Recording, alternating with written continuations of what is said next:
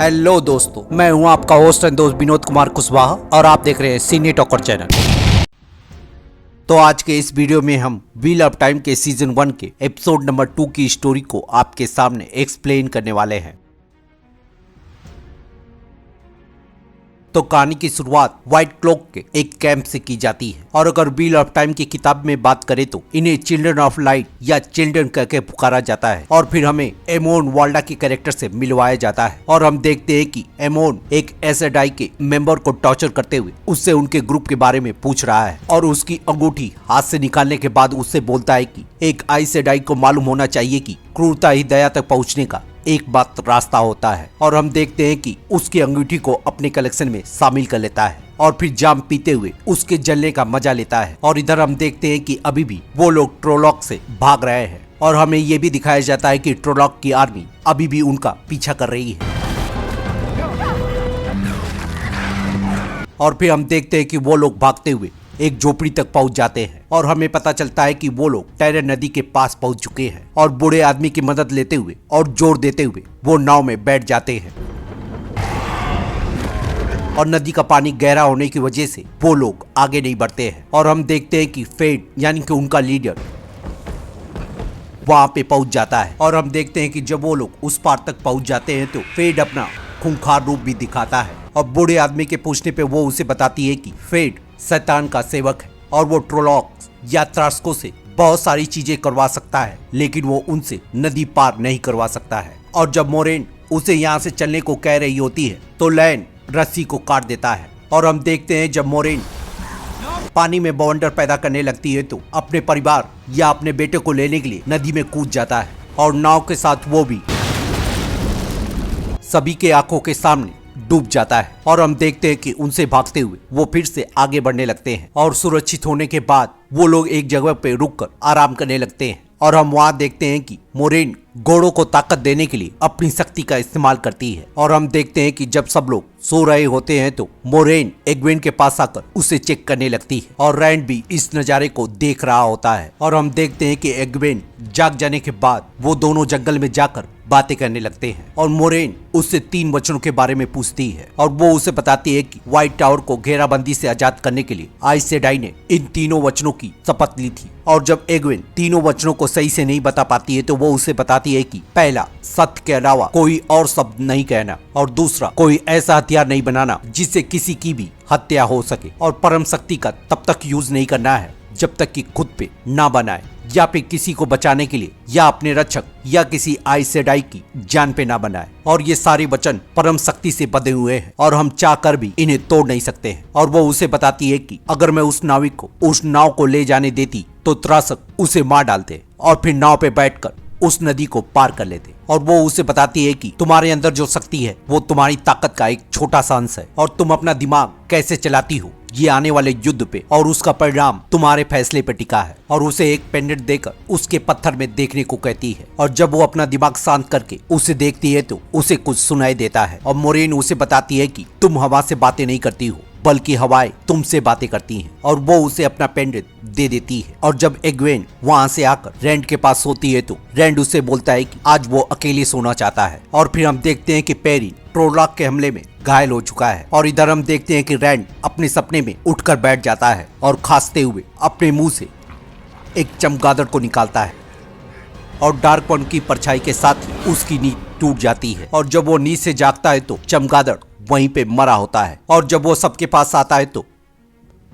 उसे पता चलता है कि सभी को इसका सपना आया था। और जब रैंड को लगता है कि ये सब मोरेन ने किया है तो वो उस पे भड़कने लगता है और लैन के बीच में आ जाने की वजह से उसका गुस्सा शांत हो जाता है। और जब मोरेन सबसे पूछती है तो मैट उन्हें बताता है कि उसने अपने सपने में बहुत से चमगादड़ों को उड़ते हुए देखा था और हवा में ही उनकी गर्दन टूट गई थी। और पेरिन उन्हें बताता है कि उसने एक ऐसे शख्स को देखा जिसके आंखों में अंगारे थे। और जब रैंड मोरेन से बोलता है कि व्हाइट टावर में मर्दों का क्या काम है और सिवाय आइसेडाई के अंगरक्षक बनने के। और मोरेन उससे बोलती है कि तुम जहाँ जाना चाहते हो जा सकते हो। जिस पर रैंड उससे बोलता है कि मुझे ऐसा क्यों लगता है कि आप मुझे ऐसा भी करने नहीं देंगी। जिस पर मोरेन उसे कहती है कि मेरे पास ना तो सब्र बचा है और ना ही समय है। और इतना कहने के बाद वो अपने घोड़े को लेकर चली जाती है और हम देखते हैं कि रैंड अपने दोस्तों से बातचीत करने के बाद घोड़े पे बैठकर सभी के साथ हो लेता है। और हम रास्ते में देखते हैं कि लैन उनको छिपकर देख रहा होता है और हम देखते हैं कि आगे बढ़ने पर जब लैन उन्हें बताता है कि व्हाइट क्लॉक की फौज आगे रास्ते में है तो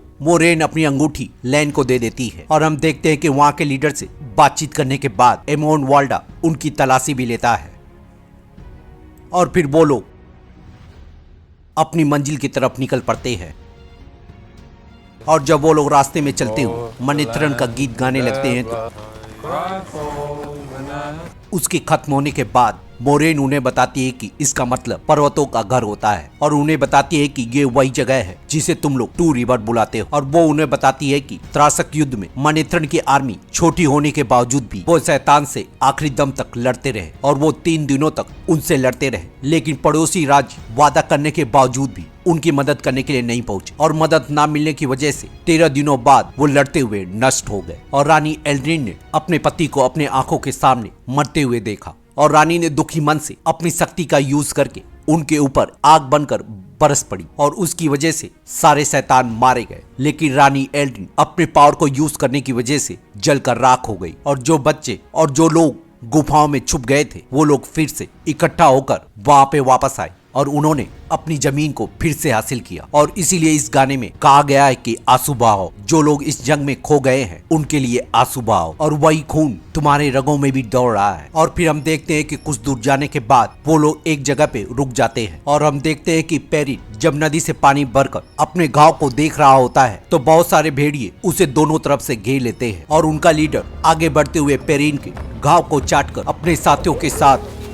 चला जाता है। और हम देखते हैं कि जब सभी लोग सो रहे होते हैं तो हवाएं एग्वेन को आकर आगाह करती है और जब वो नजर दौड़ाती है तो फेड अपने घोड़े पे खड़ा होता है और उसके डराने के साथ ही लैन वहां पे आकर सब लोगों को वहां से निकलने को कहता है। और मोरेन की हालत खराब होने की वजह से लैन पेरिन को उसे पकड़ा देता है और हम देखते हैं कि फिर से चूहे बिल्ली का खेल शुरू हो जाता है।